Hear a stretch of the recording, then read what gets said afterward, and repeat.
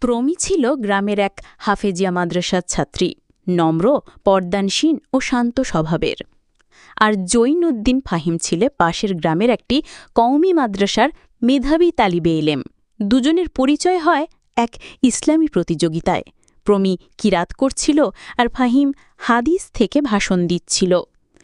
প্রথম দেখাতেই ফাহিম মুগ্ধ হয় প্রমির দ্বীনের প্রতি গভীর ভালোবাসায়। প্রমিও খেয়াল করে ছেলেটির চোখে তাকওয়া ও আদর্শিক স্পষ্টতা। এরপর এক বন্ধুর মাধ্যমে শুরু হয় কিছু দূরত্ব রেখে কথোপকথন, সবকিছু হালাল রাস্তায়, পরিবার ও মাহরামের মধ্যেই জানার মধ্যে।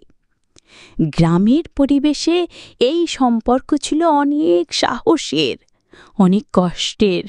ফাহিম দিনেই পর দিন দোয়া করত, হে আল্লাহ, যদি সে আমার নসিব হয় তাকে হালাল করে দাও।